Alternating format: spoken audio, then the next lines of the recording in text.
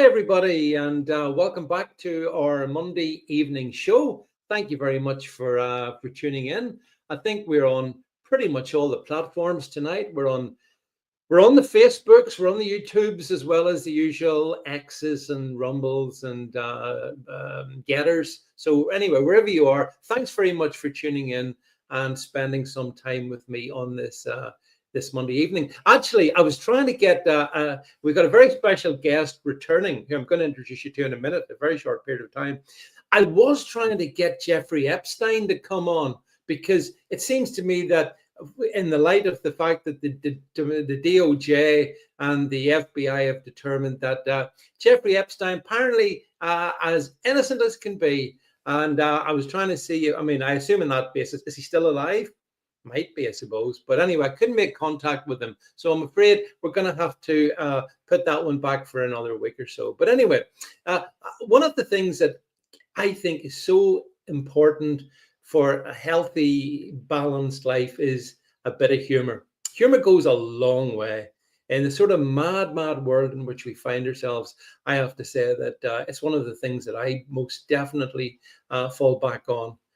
Just to cheer yourself up, when the absolute bleakness of some of the stuff that we see every day. And so the guy that I'm going to bring on, I mean, he's been on with me before, and there's a reason he's coming on again this evening.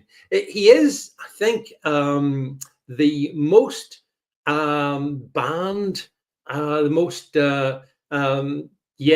difficult, most banned comedian in the UK. Funnily enough, he's also the funniest. So without further ado, let's bring him in. Alistair Williams, welcome. Get me in there. Get me in there. Yeah. Thanks, David.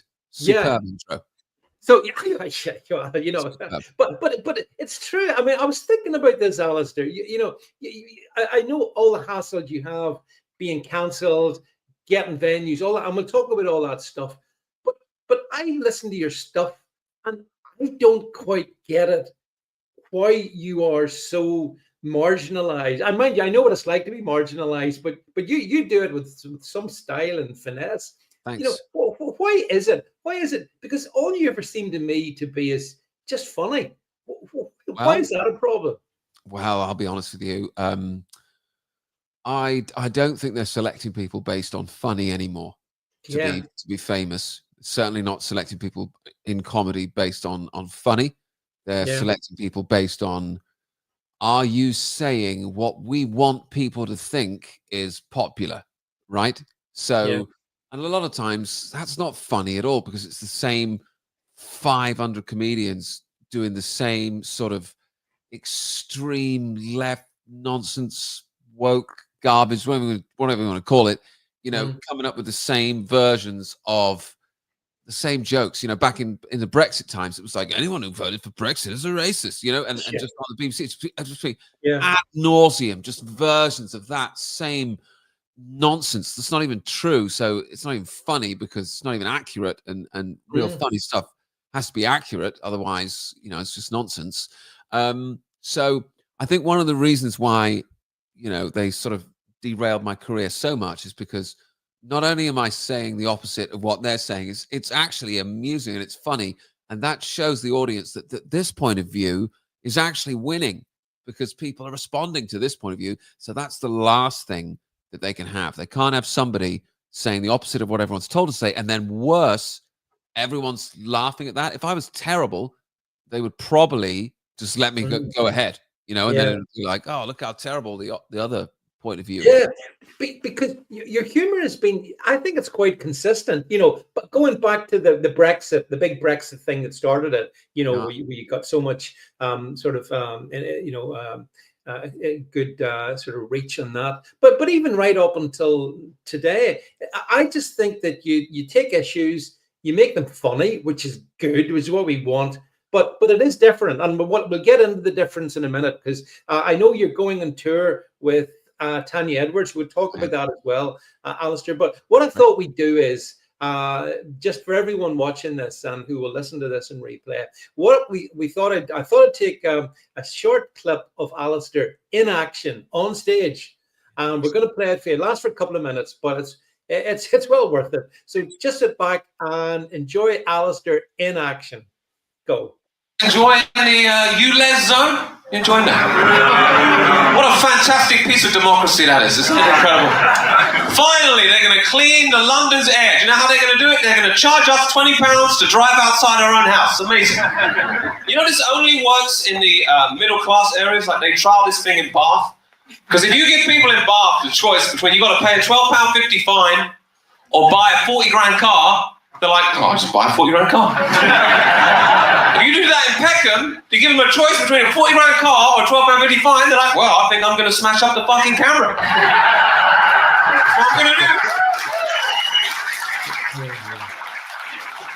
Do you know who the real winner is in this scenario? Vandals. Vandals used to have a bad reputation. Now it's like some Robin Hood scenario. You know what I'm saying? There is no one that will judge you for smashing one of these ULEZ cameras. You can go into a Catholic church and be like, Father, forgive me if I've sinned. He'll be like, what have you done? He'll be like, I smashed up a ULEZ camera. He'll be like, God says that's fine, bro. God also says there's a camera behind the church that's particularly annoying.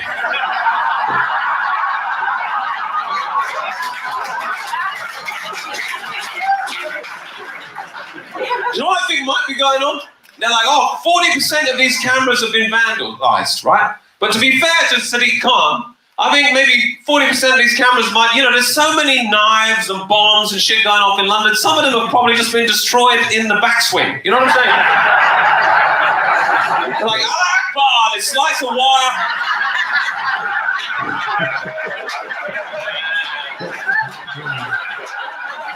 There's probably at least 10 of them have gone down like that. You know what I mean?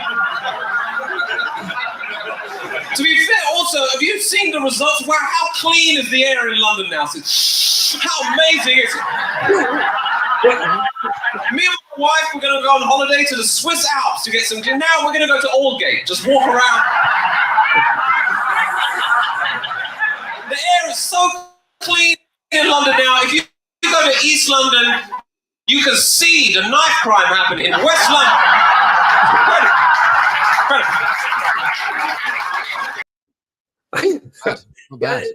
It's a good routine, Alistair. Good routine. Yeah. That's one of the few places, Comedy Unleashed, where you can go and do that sort of routine. You know, if you do that sort of routine now in a regular comedy club, they'll never have you back, dude. You're supposed to go on there and say, oh, isn't it terrible that the environmental pollution, we need more ULEZ zones. You know, that's what you're supposed to say, right? Yeah. You know, you do a routine like that, you never come back from it. It doesn't matter that everyone agrees with you. Well, the thing is, what I would say, just to kick off with, first of all, for everybody watching, if you enjoyed what you just seen and you want to see a lot more of that, Alistair has taken himself and his colleague Tania on a tour. As you can see, here's all the tour dates, folks. So, actually, Alistair, you got quite a diverse range of venues, including. I see you got Bath in there, by the way. Bath. We're adding to it all the time. Yeah, there's a few more now, so we're going to update it as we go. But the main trouble has been trying to get a theater or somewhere to let us have the space. It's one of the ways they police comedy. It's like if you're not part of the big Live Nation monopoly on who can perform live, it's very difficult to, you know, people always say, why don't you do your own tour? It's like, dude, it's not even that. Not only have they canceled on my social media, so I can't tell people where I'm going to be easily, but also they don't let you have the rooms, you know, most of the time. It's like if you've got a big agent, well, then you couldn't possibly let you have this room. Even though when they do let us have the room in London, for example, we sell out 330 seats with ease, you know. So there's demand for real comedy still. But I was gonna say, Alistair, what kind of capacity, you know, are those different venues? Is it 200-300? But like Northampton's like 800 seats. Oh, so it's a huge, big old Savoy, big old theater. So there's lots of space in there for people to come.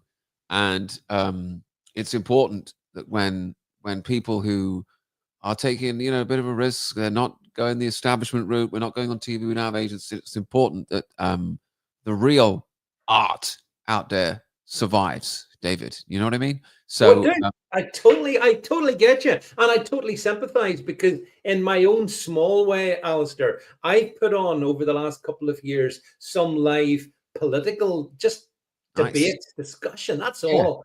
And getting a venue It's really hard. And cancellation culture, all that crap, it seems to me there's a magic circle of people who have no bother doing it. But if you're a little bit tricky, then it's really, really tough, But I mean, hey, listen, I'm not. It's it's the way it is. It is absolutely the way it is. But and you're doing it. This tour is with Tania Edwards, who I have met. I've seen her routine. I loved it. You're different kinds of humor. Well, different styles, maybe, I suppose. Maybe more aligned than some might think. But Tanya's really good as well. Good value. We're different styles, but we're both the same in that we just say the truth as we see it, and we just let everything have it without a filter. So it's quite like stunning if you're not used to it, but it's really exciting. It's like how comedy used to be, but also we don't offend anyone. Like, people often think that if you're this cancelled comedian or whatever, that everyone's walking out of your shows like, oh, this is absolutely terrible, he's just calling everyone names or something. I've literally never had one complaint, not one complaint, from someone who said I couldn't see him and I was offended. It's not that. It's just, he's not saying what everyone has to say. But I mean, you in that little clip we played, I mean, that was in ULEZ, and there's bound to be loads and loads of people who kind of get they would get what you're saying there, Alistair. I mean, it's not even that particularly controversial. That you say it in a funny way, but I mean, it's not that out there. I don't see you as that. I mean, there's another guy, Andrew Lawrence. Oh yeah, I know. And Andrew definitely flies closer to the edge, I think, than you fly to the edge. Would you agree with that? Yeah, I mean, we're very different. It's like I just told you, I don't want to upset anyone. No. I don't want to offend anyone. I'm not going out there to, offend a whole bunch of people. No. Whereas with Andrew, so I'm not saying he's trying to do that, but he's certainly not caring. You know what I'm saying? If that happens, it's just like, oh, it's been a tragedy in Liverpool, I'm going to drop this bomb on them. You know what I mean? Like, I'm not like that. That's his lane. That's not my lane. But I know that. Like, I think it was in the aftermath of the Liverpool car attack. I'm talking about. That Andrew was. But again, I've never seen you actually, as you say, go into the offense, the potential offense. Although there's nothing really that offensive about what Andrew said, but you're different in that sense. There's so many people out there doing that kind of comedy. I'm not in any way criticizing. You know what I'm saying? It's not something that I would ever do. It's not me. But if there's people out there that like that kind of stuff, and that's cool. You know what I mean? It's just sometimes I think, when people do link me and Andrew a lot and say, you guys are very similar. It's like, well, kind of we are in that they don't want anyone hearing us. But I think but basically what I did for this tour as well was how I found venues. I supported Andrew on one of his tour dates, and I took a picture of his poster, and I'm like, right, everywhere that let him in will let me in. You know what I'm saying? So well, it's fun. It's funny because I took a photo of some of Katie Hopkins' venues to see, well, if they're going to let her come and do her comedy, then I've maybe got a chance of getting some of those venues as well. So I understand the method, Alistair, but the thing is, like, one thing that you're not a regime comedian. And this is my big beef. And I'm a good bit older than you, Alistair, but so I'm able to remember back when comedians were funny and they just said their stuff and that was it. End of. You decided what you like or what you didn't like. And I loved that. And somewhere along the lines, and this is something my wife and I talk about, what happened to comedy? How come it's been rinsed of humor? I would say to you, from the regime comedians, I know I've heard you talk about, if you're not on 8 out of 10 Cats or, the other sort of shows, which to me, Alistair, this is my whole beef at the moment. It's the regime comedians all find each other hilarious and so funny, and it leaves me cold because it's just self-praise and no virtue at all. I mean, how do you see the regime guys? Well, it's all controlled by who's on television. That's how they run comedy. Like even if you see a poster for a live show, for example, it'll say the comedian's name, and then in brackets it'll say 8 out of 10 cats, or live at the Apollo, or you know what I mean. And that's the hallmark of quality. It's someone like me. Well, there's no TV next to the name. It's like, oh, that guy must absolutely suck, and these guys must be amazing because they're on the television. But they're not even booking the funny people for television anymore. It's not even like a hallmark. And also, no one watches the television anymore. Well, that's it. You know what I mean? So it doesn't even matter. But they've got this stranglehold over not just who's on the television. It's like you can't even do the big live shows that have got nothing to do with television unless you've been on television, because whether they advertise the jobs, they'll be like, you must have TV credits to be on this show. You need TV credits, so it's a way of the agents, the TV people, the people that run all of society, if you go high enough, to control who's allowed to make people laugh. So that's what it is. It's a control mechanism, what you're saying then, basically. It's their way. It's how what comedy industry controls stuff. Because as you say, I mean, certainly the generation below me, your generation, nobody's watching TV. Doesn't bloody matter that you're on TV, because there's nobody tuning in to watch. They've also completely destroyed their flagship TV stuff. Like Live at the Apollo used to be this amazing thing where if you're on Live at the Apollo, your career was just blah, blah, and you must be because you're Live at the Apollo. They have been booking, I'm not exaggerating, like open mic acts on that thing now for a while. Like people that I wouldn't book at a tiny little show with 100 people. They've been putting their name in the big lights and pushing them out there and putting the canned laughter on top of their jokes that aren't that good. And people have just stopped watching because they're just like, why is no one on this show any good? And it's because they're not picking people based on who is good. They're ticking certain boxes and doing certain things. And, I also happen to believe that comedy is getting ugly the same way that films are ugly now, and TV's ugly, and architecture is ugly, and everything's ugly. We don't have a culture anymore. We don't have a soul anymore because we've lost our connection with God, the creator. And now we're just in love with ourselves, and we just fed these gross, vapid personalities to follow, that are some of the worst people in the world, these Hollywood actors and, paid for musicians and that kind of thing. And, things are getting ugly, David. Getting ugly. They are. And I completely agree. I stopped going to the movies about 5 years ago. And I can't imagine I'll ever go back. And again, it's because it is soulless, Alistair. The heart in it has completely gone. And I think it's gone from TV comedy as well. So I can't think of anything I would watch on TV comedy anymore. And when I was growing up, if I asked you to name great British sitcoms, you could probably reel off like 12. Like Only Fools and Horses, The Office, The British Empire. I could Red Dwarf. I could go on. Now, give me one, dude. Give me one. Like, you think the people in this island have just stopped being funny?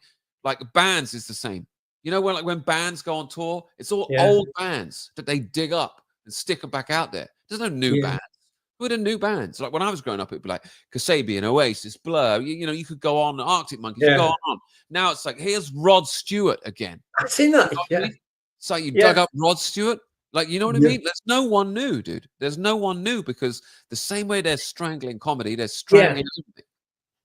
So you reckon the throttled music, because I think you're probably right. The throttled, actually, it's all forms of culture, isn't it? They've throttled it all. Yeah. And that's probably explains why you have an 82-year-old Rod Stewart. But you mentioned Oasis, by the way. I see Oasis have been dug up as well, and given another whirl. I mean, it's my point exactly. It's like there should be a new band on that level that can fill that stadium with their new stuff. There is not. Why is there not? You're telling me the people in this island, they can't play instruments anymore? They can't write music anymore? How long have they been playing instruments and writing music? Hundreds of years. Well, they just thousands of years. Does everyone just is rubbish now? You know what I mean? No, it's a good point. It interests me. I mean, it is like cultural obliteration, and it's such a shame, because we all enjoy, a good night. I can remember. I mean, over the years I've been to see certain comedians that I like. For example, I remember going to see Joan Rivers and thinking she was really quite good. Another guy. Do you remember there was a guy called Jackie Mason? He was pretty funny, as Yeah. very dry and whatnot. And again, like, that's all kind of gone now. There's nothing coming up I think behind Joan that. Rivers was assassinated after she implied that Michelle Obama was a man. I don't know if you know about that. Yeah, oh yeah, I think so. Yeah, So you can watch the clip where she goes, Yeah. "Well, everyone knows that he's a transvestite, and she had an operation. She never came back again. Make of that what you will." But you know, anyone who's willing to just uncork the big truth bombs, you know, you don't hear from them in one way or another. No, but you certainly won't hear from them on the mainstream, for definite, Alistair, which is the benefit of, I guess, what you and Tania are bringing in terms of having an opportunity to give people all kinds of different takes, which is great. Try our best. I do remember I saw Tania about a couple of years ago. She did this thing that I was at as well, and I was interviewing Right Said Fred, right? So, which I fitted right in with. I saw myself as the third Fred, right? Nice. And but then they didn't take me up on my offer, you know. But that's just showbiz, and I'm just too sexy for them. And but as for Tania, she was hilarious. And afterwards, I cornered her in the bar for about half an hour. And I've just found her hilarious, you know, just really good. So I think it's a brilliant night out, Alistair, the two of you, you know.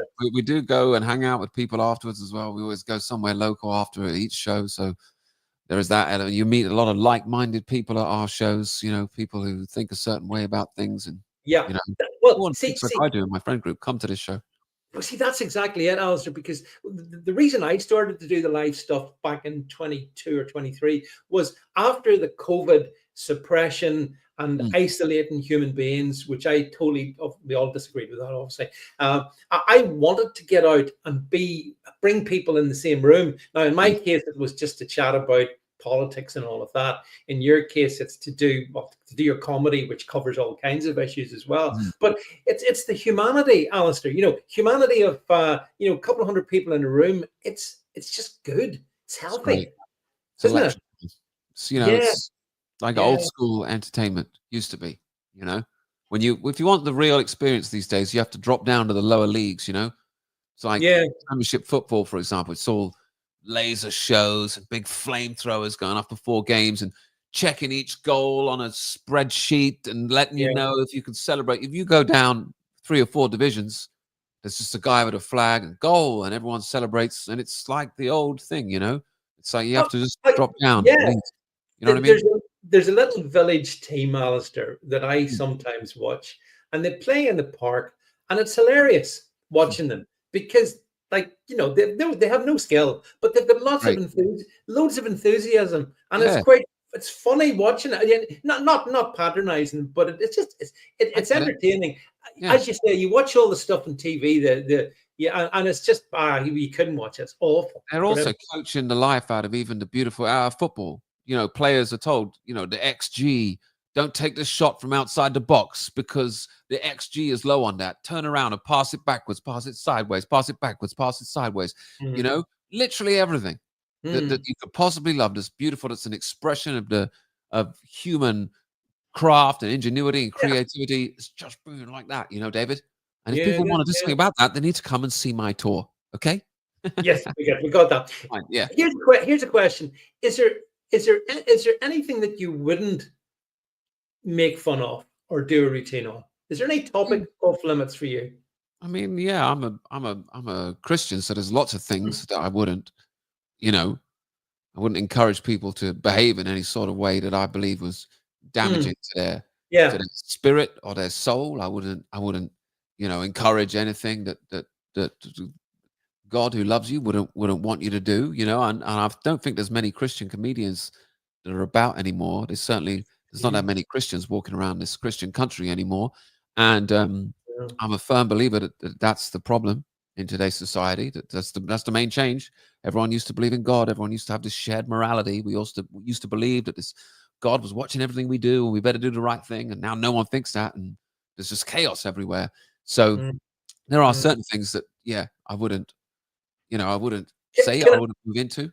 Can I ask, what's your opinion on Monty Python's The Life of Brian? Yeah. Well, I haven't watched it, since I became a believer, but back in the day, I thought it was hilarious.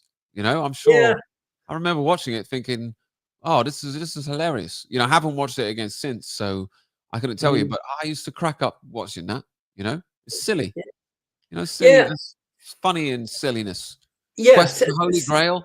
That was an absolute banger. Holy Grail was also good. Yeah. Oh, Yeah. so funny. Yeah. You know, those guys were, but where's the new Monty Python? You know what I'm saying? Oh, well, Anyone like that? Well, you could also say, where is the Monty Python? If you listen to the John Cleese's and the Eric Idles today, Yeah. it's a bit cringe. It's a bit Really? cringe. Yeah. I mean, they're uber woke, but they're in their 80s. I mean, they're in their 80s, mid 80s, I think. So, you know, John Cleese was a big supporter of mine at the time of the cancellation, which I appreciated. Oh, good. But then after that, I then feel like he all of a sudden just did like a 180 and became this uber woke person. And I was a bit surprised by that. I was like, oh, you actually came out in my defense originally, and now you're just like super. Like, what happened to you? Who knows? I don't know, because I mean, obviously, people like John Cleese in comedy terms has sort of gone on to a massive level of fame, and he has obviously that incredible Python heritage, Faulty Towers heritage behind him as well, and that'll last forever. I mean, you know, I still watch that stuff, and it's Faulty Towers is just perennial. It's just the best situation comedy ever. It's part of being British is producing great comedy, and it's one of the, you know, one of the ways that they've really sort of slimed our national identity is by ruining, you know, British comedy, ruining British comedians. You know, I think that they want us all.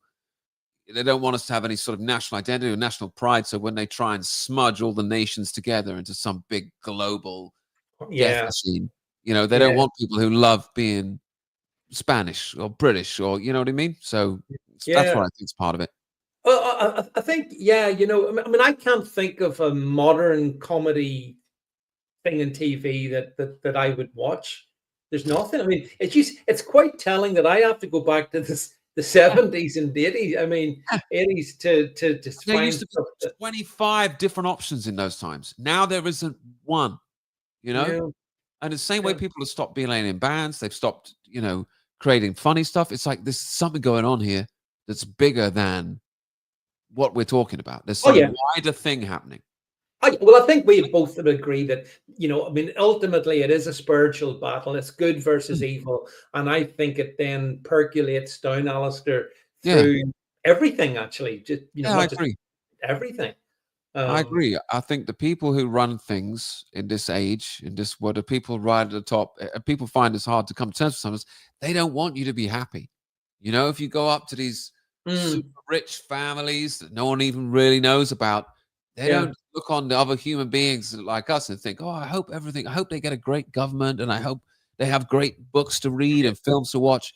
They just want you to be miserable. They're so unhappy that they want other people to be miserable, you know, and because we don't have any protection against these people anymore, you know, we're in trouble, I think. Yeah, it's fascinated me in recent years that on the Christian side of things, I became aware of the fact that more and more of the people around me are Christians. It became more obvious, let's say, because when challenge comes, Alistair, whether it's, you know, COVID tyranny or any of the 101 other psyops that they throw at us, you sort of figure that the people who are most grounded are the Christians who can actually see it and resist it. Yeah, people who believe in something more terrifying than this world. It's like as a proper Christian, there is nothing you can say or do to me that will make me behave in a way that God says don't do that. It's like I'm listening to God first, and then I'm listening to you second. So when you move in circles of people that won't be told what to do by the government, you'll probably run into a bunch of Christians if the government is telling you to do stuff that's evil. And boy, are they telling you to do stuff that's evil. You know, assisted dying. That's the thing. Like, why don't you just say what it is, dude? You're killing people. Murder. We're assisting them to die. You're killing them. You know what I mean? It's like, oh, we're helping them to die. It's like you're killing them. You know, there's got these funny words for things now. You know, and this is the kind of stuff that your government is coming up with now. Abortion, like 1 week before the baby's born, and all this death, different versions of, hey, I'm going to help you die. It's not hard to figure out that there's some evil afoot. Well, yeah, absolutely. I see that as absolute manifestation of evil, of Satan. And actually, that 1 week we had there a couple of weeks back, where it started with the abortion basically up until the baby's born, and then assisted murder. I call it assisted murder because that's what it is basically. They want to kill people, and they will. And but do you not see, when you see the politicians putting forward ideas like that, thoughts like that, I see demons. What do you see? Yeah, there isn't. I don't believe in politicians. I don't think that there's actually, this politician who's got his own ideas. These people are all actors, and they're just doing whatever they're told to do and say. Yeah. And the ultimate agenda is to just make things worse and worse and worse and worse and worse. And it's ramping up quite a bit now, especially after COVID, where, like, during COVID, it was just like, right, let's ruin everyone's life. Let's ruin everyone's life. Let's force them to take something that could hospitalize them. Let's really sort of make everyone feel terrible who doesn't go along with it. Let's not let them out of their houses. It was just the mask is off. Yeah. Let's really make everyone miserable. And then they let us out for a bit, and now they're sort of moving their agenda along sort of more slowly, but at the same time, and that's really what it is, man. It's a spiritual thing that is a great force of evil that's at work in this world, and it's in high places. And people like to call you a conspiracy theorist if you start talking like that. It's like, hey, if you were evil and you had loads of money, where would you want to be? You'd want to have all the power. It's like, you don't think that the evil, gross people want to run the world? Of course they do. And who's trying to stop them? No one, because anyone who says, there's evil people in power, you go, you're a conspiracy theorist. You know what I mean? No, I agree. It's in plain sight. There was a story, Alistair, I wrote a piece about yesterday, and it relates to, I think it's a cathedral in Cardiff Cathedral, whatever. I think that's where it was, in Wales anyway. And the point about it is that on Easter Sunday, after they had the Easter service, the clerics and the choir went off to have, get this, the 7 last shots of Christ. That's what they went off to have. They went on a drinking game. So 7 last shots of Christ. And but I thought about that, and I figured, well, if I was Satan, I would definitely want to infiltrate the churches. That'd be the first place I would go. Wouldn't you? You would do that. I mean, it's so obvious. And I don't see, you would. That's how I saw it. A lot of these places during the pandemic were vaccination centers. They were in cathedrals, were turned into vaccinations. That's an absolute abomination doing that. But Satan always disguises himself as an angel of light. So, it's all these things present themselves as, hey, it's a sister dying. We just want to help these poor suffering people. You know what I mean? It's always presents itself as, we're so super caring and loving. But really, the agenda is not that. On the COVID thing, one of the things that struck me then, and I'm sure you think about it as well, all those elderly people who in the very, if they weren't being midazolam or, ventilated off this planet, they spent their final time alone, separated from the loved one. That's a particular evil. You have to call it for what it is. That was a particular evil, Alistair. And I got to say that although I'd seen evil previously, that was when my eyes really opened up to it, and you think, how can this be? How can you do this? And all over the world at the same time, in every country, it's a coordinated, like, you wouldn't believe how slick and coordinated that is. And governments, local authorities, without help from demons, is what I believe, they ain't that slick. Like, look at your local, imagine the people that work for your local council trying to run a COVID-19 by themselves. They can't even get to the bins. You know what I mean? Like, exactly. Yeah, it was a real 1,000-year-old evil planning that, running it, orchestrating it. It was real slick and real evil too. Yeah, it was. And did you think it's strange how they transited from that to straight off to the Ukraine versus Russia, and you get this like ritual slaughter in eastern Ukraine, and you have hundreds of thousands of men, losing their lives in the most horrible ways imaginable. And there seems to be a lot of enthusiasm for that, Alistair, in high places as well. Yeah, they love a war. They keep trying. Love a war. Yeah. They keep trying. Oh, UK should get ready for war. It's like, listen, I'm not going. Okay, you get as ready as you like. I'm not going. You mad? You go. No. Start a war. You're going. I'm not going. I'm not going anywhere. I'm not fighting anyone. Like, shut up. It's not 1934. You can't tell people we've gone to war. Piss off. You know what I mean? But I mean, just there, 4th of July, American Independence Day. But I think that was the anniversary of the Battle of the Somme. Now, the Battle of the Somme, a huge number of men in the country where I live in Northern Ireland, they all went off. All the young men went, Alistair, and there wouldn't have been a village that wouldn't have lost people, And I think, but I look upon that now differently than I used to. I kind of think they were sacrificed in a bad way, not in a good way, a bad way. Do you agree? I was just about to say that exact point. And Blackadder, you remember Blackadder the Fourth? Yes. Brilliant comedy, right? And what was the whole point of it was how stupid this is. It's like, wait a minute, we've dug a little hole here. They've dug a little hole here.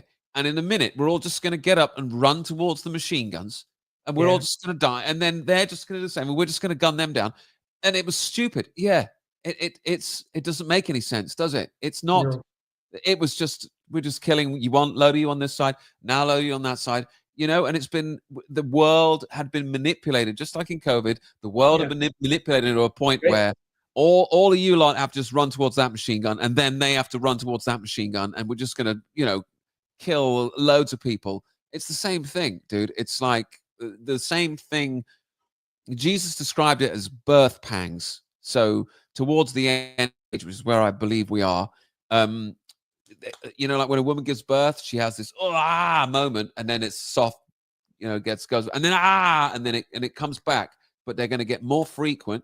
They're going to get more intense, and then the new age, the return of Jesus comes at the end, and COVID-19 or whatever was clear to me to be, one of the birth pang events where everything just goes crazy, and then settled. Now, everyone's just like, okay, COVID's over. There'll be another one soon. Yeah, I would have thought. But I mean, if you take this is another thing I was talking about today, the whole trans issue, the whole trans. I see that, Alistair, as a rebellion against God. That's how I see it. You made them male and female. It's like, that's right. End off. But it's such an inversion because they've misappropriated the rainbow, and we know the actual biblical origins. Yes. Everything's been taken and inverted into the trans cult. And yet, they teach it in our schools, Alistair. If you're not careful, that's what your 5-year-old could be indoctrinated. Pride is another great example. We're the whole month celebrating pride. Anyone that reads the Bible knows that pride is the thing God hates the most.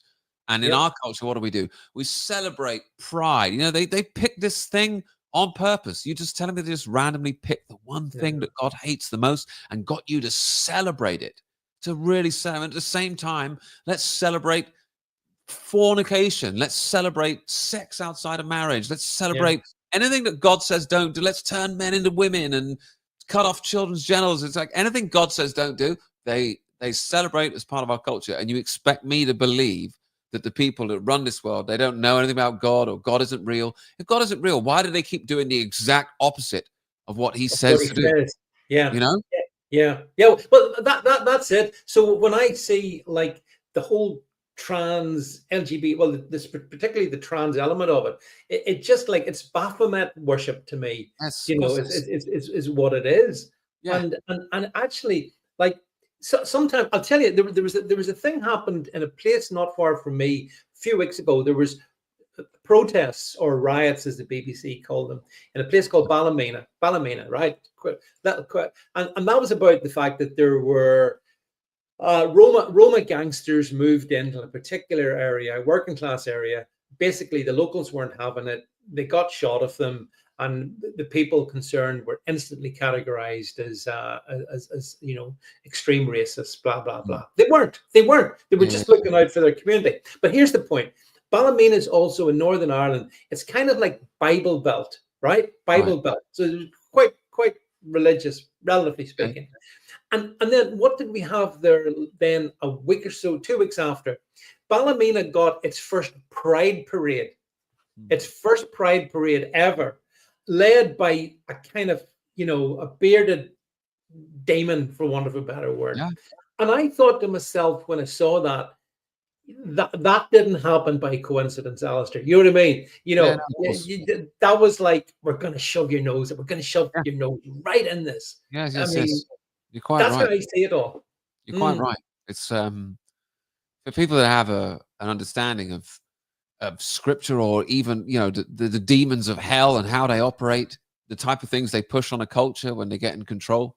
One of those things is sexual immorality, homosexuality. These things they start pushing it, and it becomes part of the culture. It happened in ancient Rome. It just keeps happening in cycles, and these things are not an accident. The people in government, they don't really care about men getting to have sex with other men because they're so caring and loving. You know what I mean? They're not out there. No, I don't care with that. No, homosexuals, we must help them to feel nice. No, there's an agenda to make as many of you as possible decide that, hey, I might want to be gay. Then you can see it everywhere. They're painting trains in rainbow colors. They're not neutral about people that want to be homosexual. They want you to be a homosexual. It's on adverts. It's everywhere. They aim it at your kids. That's what, you got to take your child to a football. Let's say they're 8. And there's a corner flag with a pride thing. Your kid, hey, Dad, what's that? Well, explain to your kid what that means without teaching them about, sex. Sexualizing kids. When you start teaching kids about asexuality, and I would feel the same, by the way, if it was heterosexuality. Completely agree. Like, hey, have sex with a woman, I'd be like, that's really not appropriate. You know what I mean? I've always felt that the childhood years are the years of innocence, and the longer that innocence can be protected, the better. But then again, given the nature of what we live in, that's exactly what they go after. That's the target. That's more important. You send your kids to school, right? You're going to have to go in there and go to war with their teacher to stop them teaching them about wet dreams when they're 7 years old. I'm not joking. You're going to have to go in there and say, hey, I have the policy of, like, I will go into the school and be like, anyone who talks to my 6-year-old about sex, I'm going to go to the police. I'm not, you know what I mean? Like, I don't care that this is a school and it's in the curriculum. I don't care what piece of paper you have down there. Anyone tries to sexualize this 6-year-old girl, I am going to the police. Okay, that's my policy. I'm not sending my children in there for you to talk to them about sex. That is, if someone stopped your kid on the street at 6 years old and started telling him about wet dreams, that person would be under arrest, dude. Not okay. Just because you're in a school, I'm not going to put up with it. But I'm just giving you an example of how much the children's innocence is under attack inside the institution of the school, which again is, we're here to help the kids. We're trying to stop them. We're trying to help them by teaching them about wet dreams when they're 6. But come on, people, use a bit of common sense. You think it's helping children to start teaching them about wet dreams when they're 6, sexuality when they're 8 or 5 or however young they start it? You know what I mean? Like, you're sexualizing these kids. You're teaching them about asexuality. You can't do that without teaching them about sex. It's gross. But it's everywhere. Like, at the moment, there's the women's European football thing is on, and I mean they've all got their rainbow armbands on and stuff. And it's like you cannot escape it, Alistair. Whichever field of endeavor, whether you want to watch sport or whatever it is, the propaganda comes in, and that's why. And I think we'd probably agree the best defense, in fact, the only defense against it really is, I think, strong Christian views and values, because because that's the only way you can be safe. You can be safe from it. But it's like people always want to talk about Christianity. They want to talk about, well, what about pride, etc. Listen, it's also heterosexual people, but the only sex that God sanctions is sex between a married man and a married woman. Anything outside of that falls under the same category of fornication. So it's like, I'm not just recommending that people don't have homosexual sex. I'm recommending that you don't have sex with a woman if you're not married. The only type of sex as a follower of Jesus I would recommend is married man, married woman. And I'm sorry if that's mind-blowing in today's society, but this is not an extreme view. This is just, I'm just following the way God says you will be happy if you live your life this way. If you only have sex with one person, the person you're married to, and that's it. And all of these problems that we have in society, by the way, like erectile dysfunction and pornography, all of this stuff, a lot of this stuff comes from the fact that people just, I'm going to have sex with this person, then that person, then this person, then that person. It's actually really bad for you to do that. It actually really hurts your soul to do that. It's actually, culture ends up becoming gross and about sex and disgusting. And you end up with, festivals where people are dressing gimp masks and there's children there. And it's like, has this gone far enough for you guys yet? Or do you want to row back to married man, married woman? Or, you want to keep going? You know what I mean? Well, I mean, you were saying there, like there's good reasons why the Bible instructs us where sex should be between man and wife. Absolutely. Yeah. But you look at I saw the other week, they talked about apparently the rates of gonorrhea in the UK, are the highest levels ever. Well, of course they are. And this isn't necessarily nothing to do necessarily with, LGBT sex. It's just a complete abandonment of the stuff that we used to have, the values that we had. Yeah, there's been a major shift away. What it's really away from is family. It's that what they want you to get away from is family. They want to get away from families are really hard to mess with because there isn't anything that most mums and dads won't do for their kids. If I can make as many of you homosexual as I can, or just, hey, guy, just sleep with 10 different women your whole life. Hey, ladies, have a career till you're 40. Yeah. If I can push any of these agendas on you, you won't end up in a family. And then when you hit 40, 50 years old, you're going to be real sad. And that's the truth of it. You hit 40, 50 years old, you bought into one of these globalist agendas of, just being lonely. By the time you hit 40, 50, you've got no kids, you're 40, 50. It's not the ideal scenario. What's ideal for you is to have a family. That's what God wants for you. He wants for you in a loving family. And that's what the enemy hates because there's solidity there. And all society is actually built on families. Families are that God created. There's a real strong reason why families are important. But we've reached a point now where even someone like me who's saying this on your show, this is probably controversial. He's advocating for families. What an asshole. You know what I'm saying? There's probably people out there who clip this up. Be like, this guy's saying that a family is a man and a woman and kids. You know what I mean? Yeah. He hates people. But Alistair, if you could go back even like 25 years, the changes, the momentum to distort everything until essentially, I think, dissolve the family unit. That momentum is incredible now. Like it really is. And you look at the stats. I love to get into stats and stuff, and all the stats are bad. Like there's no good stats really that I can see because the moral core of this country seems to have been destroyed, atomized. And of course, I blame the politicians for some of it, at any rate. Not all of it, but some of it. They carry culpability. But politics presents itself as having the answer, but it's a spiritual problem. You can't fix it by voting for the tie guy, or the blue tie guy, or the red tie guy. It's we've fallen away from our old shared values of Christianity, which is, by the way, what made this country great, which what made the West great. Yeah.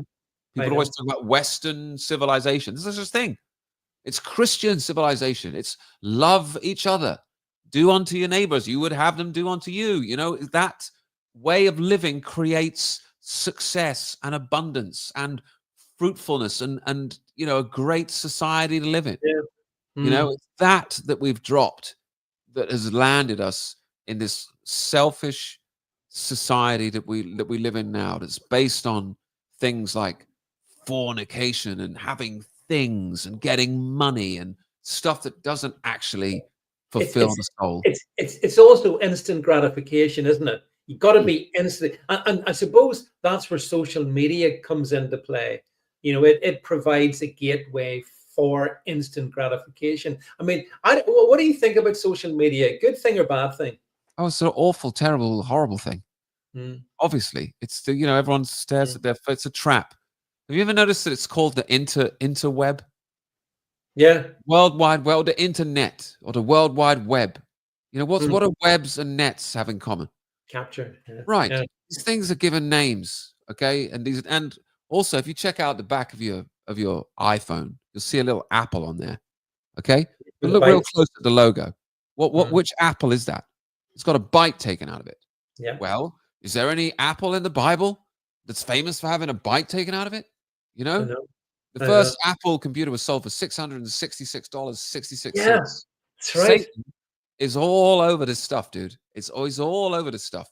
And this is the thing that you shouldn't have, but you can't put down. And it's real deep. When you look into this world through a spiritual lens, when you start seeing the supernatural, when you start seeing the world for what it is, it's a really exciting time to be alive, David.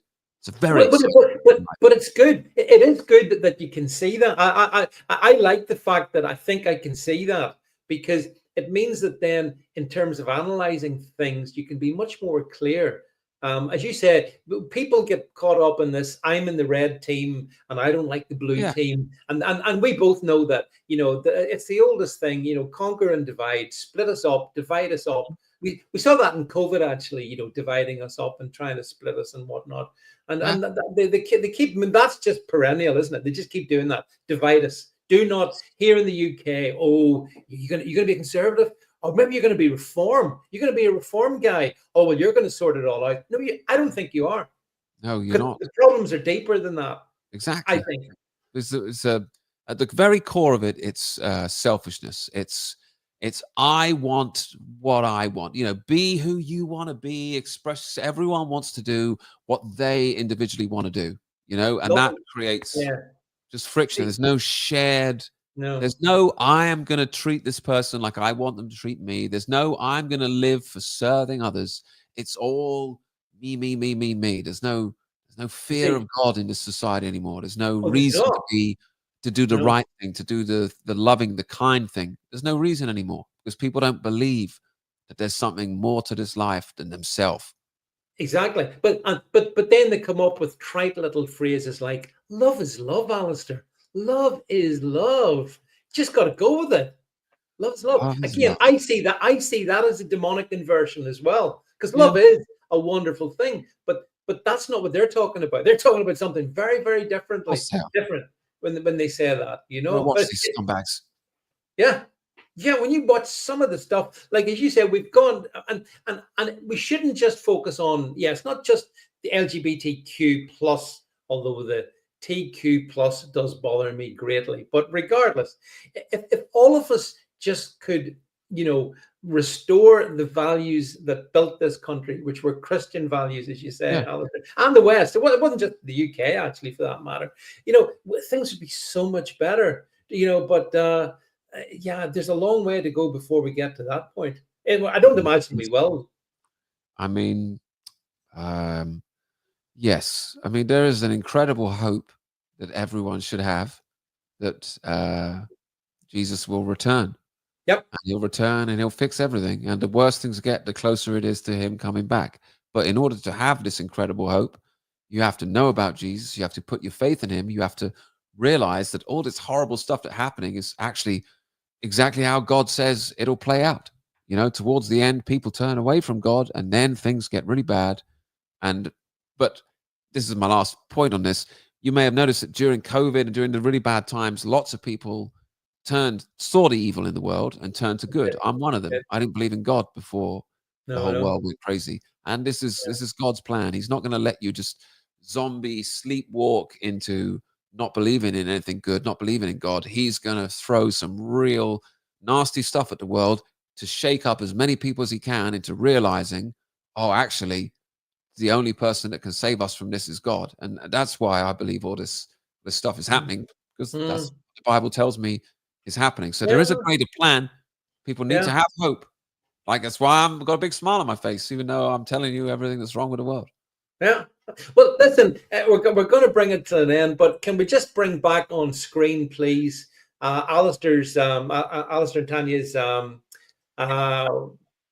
what's happened here? Oh, that's the link that that's where people go and get tickets, basically. Yeah. Is that where they go and get tickets in? Okay, yeah. So you can go. Listen, go and book your tickets. If you want a good night out, I can't think of. Hey, you'll have to find a venue in Belfast, Alistair. Okay. I would love to have you over here. I'll let you know. But if you're anywhere near any of these places that you can go and book a ticket, go and have a great night out with Alistair. Nice. That's the link. Yeah, sweet. Listen, Alistair, thank you so much for coming back on the show. Loved it. Thanks, David. Good to see you. Always good to chat, and keep doing what you're doing, because as I say, you may be the most cancelled, but you're the funniest as well. So hey, this is a good compromise. Look, from Alistair and myself, folks, that's it for tonight. I'll see you later on in the week, and until then, bye bye.